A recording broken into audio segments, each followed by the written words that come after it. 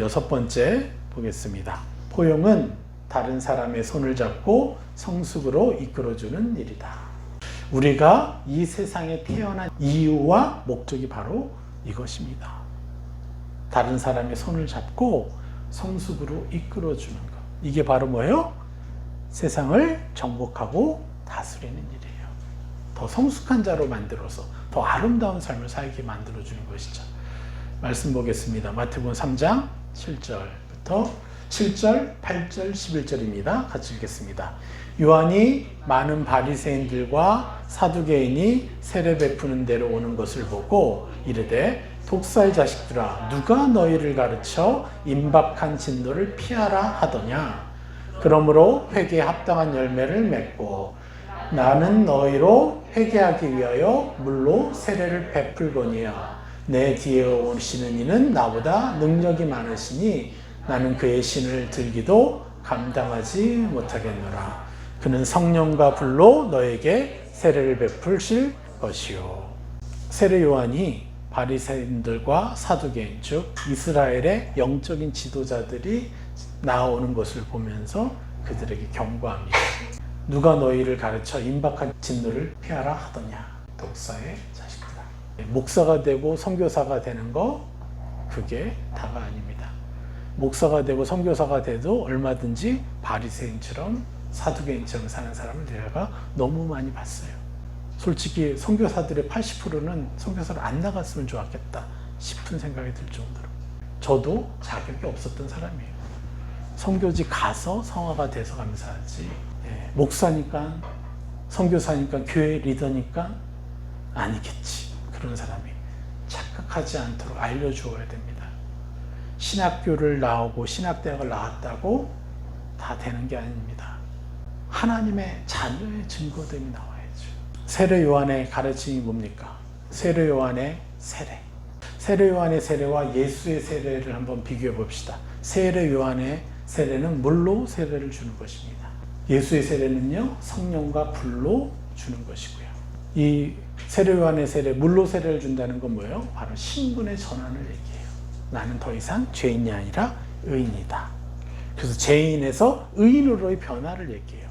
그런데 성령과 불로 세례 주는 예수의 세례는 어떤 의미를 가져요? 천국을 완전하게 침노하는 능력을 얘기하는 거예요. 그래서 이제 의인에서 새 사람으로 가게끔 하는 것이 이게 성령과 불로 세례를 주는 것입니다. 이것을 우리가 해야 돼요. 그래서 회개에 합당한 열매를 맺는 자가 하나님의 자녀인 것이죠.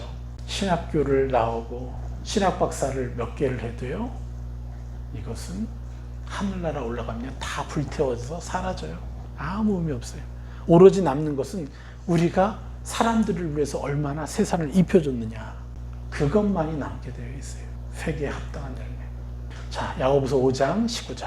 내 형제들아, 너희 중에 미혹되어 진리를 떠난 자를 누가 돌아서게 하면 너희가 알 것은 죄인을 미혹된 길에서 돌아서게 하는 자가 그의 영혼을 사망에서 구원할 것이며 허다한 죄를 덮을 것임이니라.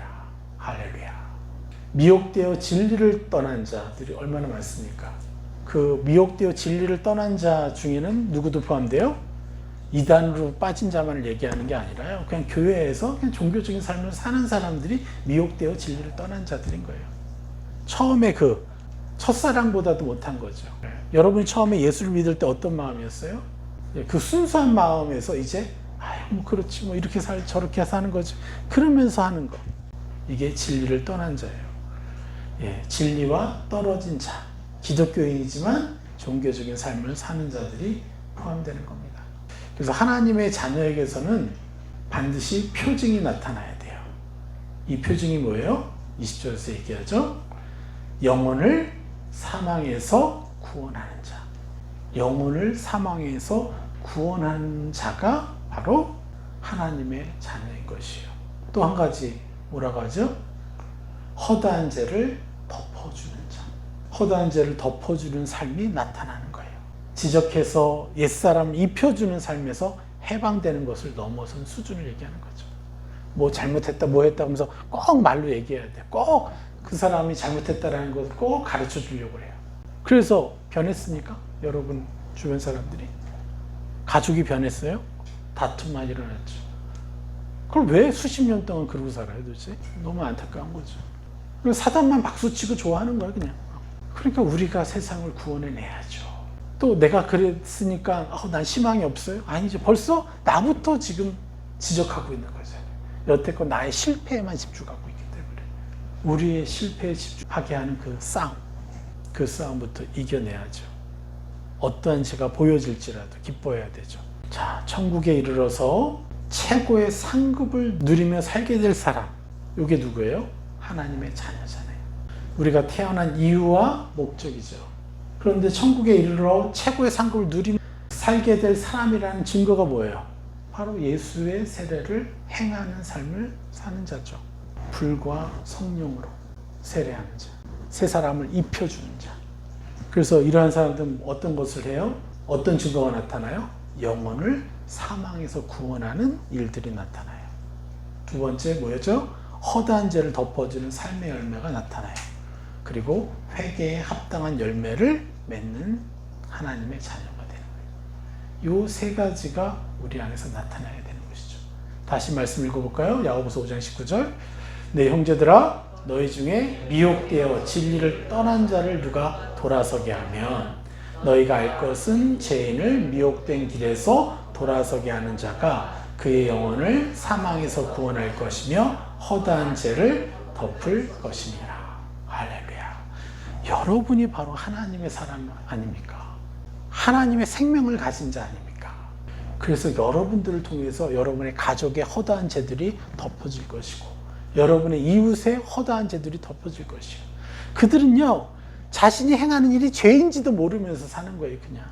그렇기 때문에 우리가 허다한 죄를 덮어주는 사랑을 통해서 그들로 자신의 죄가 어떤 것인지를 인지할 수 있도록 도와야 되는 거예요. 그것을 어떻게 할 수 있어요? 자꾸 입혀줘야만 되는 것이죠. 또 이것에 대한 말씀도 좀 있으면 더 깊이 나옵니다. 다른 사람의 손을 잡고 성숙으로 이끌어주는 이것에 대한 또 세 사람을 침노해 봅시다. 같이 읽어볼까요? 예수 그리스도의 위대하신 희생과 사랑과 권능의 이름으로 축복합니다. 저희 가족과 공동체와 모든 그리스도인들로 하여금 예수의 세례를 행하는 삶을 창유하게 하시니 감사합니다. 영혼을 사망에서 구원하는 삶을 창유하게 하시니 감사합니다. 허다한 죄를 덮어주는 삶의 열매가 나타나는 자녀가 되게 하시니 감사합니다. 회개에 합당한 열매를 맺는 자녀가 되게 하시니 감사합니다. 여러분 상상해 보세요. 여러분들이 이러고 있다는 거. 어느 정도 하고 있잖아 지금 우리가. 그죠? 근데 이게 더 깊어져요. 여러분 예전에 이런 삶을 살았어요? 저 사람이 나한테 눈빛만 이상해도 그냥 삐져가지고 속에서 막 울불이 나고 막 열불이 나던 사람들 아니에요 우리가? 근데 이제 저런 사람이 더 불쌍하게 느껴지잖아요. 근데 이거를 예수 그리스도처럼 우리가 점점 더 해봐요. 얼마나 멋지겠어요. 그래서 그들을 이제 손을 잡고 성숙으로 같이 이끌어주면 정말 얼마나 행복할까요? 세상에 악이 점점 힘을 잃을 거 아닙니까? 그래서 내가 만나는 사람들, 우리 가족은 그래요. 누구에 대해서 뒷담하는 일이 없어. 누구에 대해서 뭐라고 짜증내는 일도 없고 그냥 그 영혼을 위해서 입혀주는 삶이 너무 자연스러워진 거예요. 얼마나 감사합니까? 그것만으로도 그냥 같이 식탁에 앉아서 테이블에 앉아서 같이 차를 마셔도 그냥 너무 행복하죠.